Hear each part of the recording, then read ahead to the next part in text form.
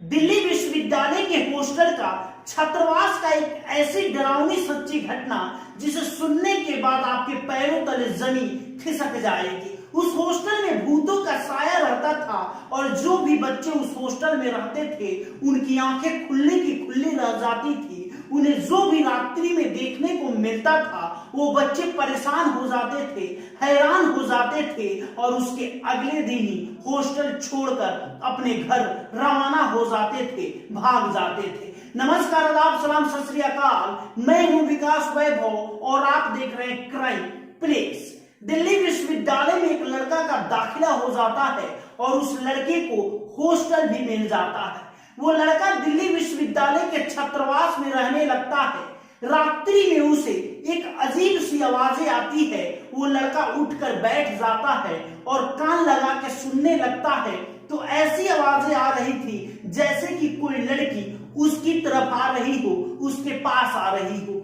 वो लड़का का छात्रावास था। वो लड़का डर जाता है कि लड़के के छात्रावास में लड़की क्या कर रही है। जब वो अपने रूम से बाहर निकलकर देखता है तो वो लड़की थी।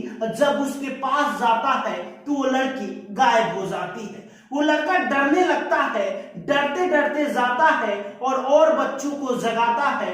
उन बच्चों को बिलीव नहीं होता है और वो लड़के बोलते हैं कि तुम पागल हो गए हो, चुपचाप सो जाओ। लेकिन उस लड़के को नींद नहीं आती है। वो लड़का काफी परेशान रहने लगता है। हॉस्टल में अगले रात्रि को ये होता है कि दरवाजे पे ठकठकाने की आवाज आती है और वो लड़का जग जाता है। दरवाजा खोलता है तो वहां पे एक लड़का होता है और लड़के के पीछे एक लड़की खड़ी होती है। जब वो अपनी आंखें मीच कर दोबारा देखता है तो वहां पे कुछ दिखाई नहीं देता है। वो लड़का कांपने लगता है और डर कर अगले ही दिन हॉस्टल छोड़कर एक रूम में दाखिला ले लेता है और एक रेंट पे रूम लेता है और उसी रूम में रहने लगता है किसी और लड़के के साथ। वो लड़का कुत्ता पाला हुआ था। अचानक उस कुत्ते की मौत हो जाती है और कहीं ले जाकर उस कुत्ते को दफना देते हैं। लेकिन हुआ कुछ ऐसा कि 10-12 दिन बाद उस रूम में भी एक आत्मा भटकने लगती है और वो आत्मा उस लड़के को परेशान करने लगती है।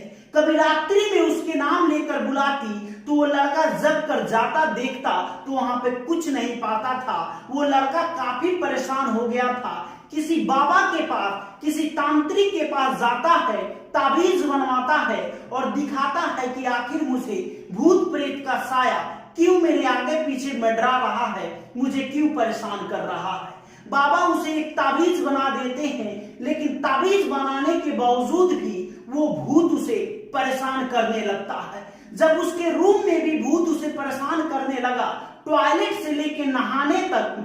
एक दिन की बात है कि वो लड़का नहा रहा था और ऊपर से कोई उसे देख रहा था। जब देखता है कि कौन है तो पता चलता है कि एक लड़की उसे देख रही है।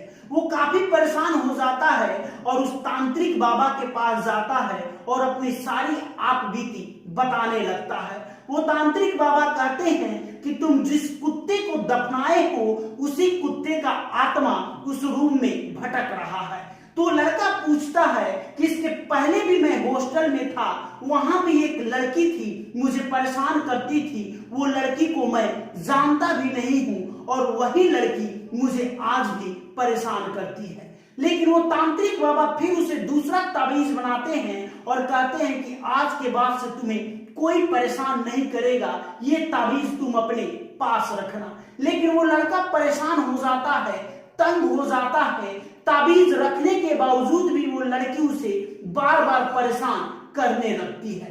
वो लड़का सरकारी नौकरी की तैयारी करता था और जिस कोचिंग संस्थान में पढ़ता था उसी कोचिंग संस्थान में एक लड़की भी आती थी। उसी लड़की से इस लड़के को प्यार हो जाता है और वो लड़की भी दिल्ली विश्वविद्यालय के हॉस्टल में रहती थी। हुआ कुछ ऐसा उस लड़की के साथ कि रात्रि में सभी दोस्त बैठी हुई थी और वो मजाक मजाक में बोलती है कि रुको, मैं एक भूत को बुलाती हूँ और तुम सबको दिखाती हूँ। वो लड़की मजाक मजाक में कुछ ऐसा करती है, कुछ ऐसी डरावनी सी आवाज बनाकर भूत को बुलाती है कि उस रूम में भूत का साया मंडराने लगता है और हॉस्टल के सभी लड़कियों को वो भूत डराने लगता है और सभी लड़की डरकर ये बात हॉस्टल के वार्डन को बता देती है और हॉस्टल के वार्डन अगले दिन उस लड़की को हॉस्टल से निकाल देते हैं। वो लड़की भी अकेले पड़ गई थी और ये लड़का भी काफी परेशान था उस रूम में। तो दोनों डिसाइड करते हैं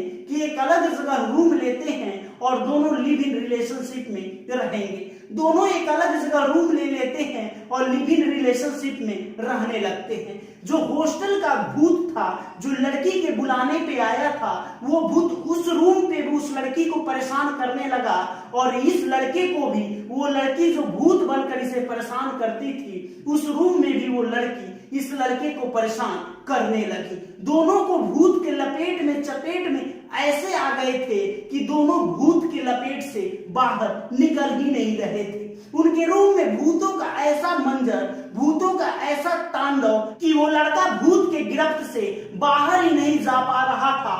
फिर वो तांत्रिक बाबा के पास जाता है और कहता है कि बाबा, रूम बदल दिए उसके बावजूद भी वो भूत हमें परेशान कर रही है। बाबा बोलते हैं कि तुम्हें रूम नहीं बदलना चाहिए था, बदल कर तुम गलती कर दिए। जिस लड़की के तुम साथ रह रहे हो वो लड़की नहीं, वो भूतनी है और तुम्हें परेशान कर रही है। बाबा के बातों पे वो लड़का विश्वास नहीं करता है और उस तांत्रिक बाबा के पास जाना मना कर देता है, यानी कि आना जाना बंद कर देता है। हुआ कुछ ऐसा कि रात्रि में वो लड़का सोया था और सुबह उसकी मौत हो जाती है। मौत का कारण क्या था अभी भी पता नहीं चल पाया।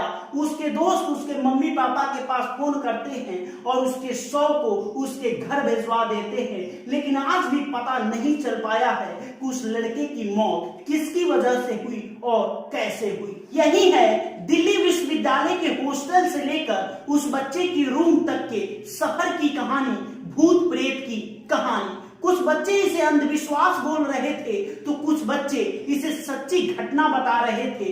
कुछ बच्चे बोल रहे थे कि उसे हार्ट अटैक से मौत हो गई तो कुछ बच्चे बोल रहे थे कि उसे भूत प्रेत के साये की वजह से उसकी मौत हो गई। इसके पीछे की सच्चाई क्या है अभी तक इसका पता नहीं चल पाया है, लेकिन उस बच्चे की मौत हो गई, ये सच्ची घटना है। यही है उस बच्चे की कहानी। अगर ये कहानी आपको अच्छी लगी, अगर आप हमारे चैनल पे नए हैं तो आपसे रिक्वेस्ट है कि हमारे चैनल को सब्सक्राइब कर लीजिएगा। फिर मिलेंगे किसी और नई कहानी के साथ। जय हिंद।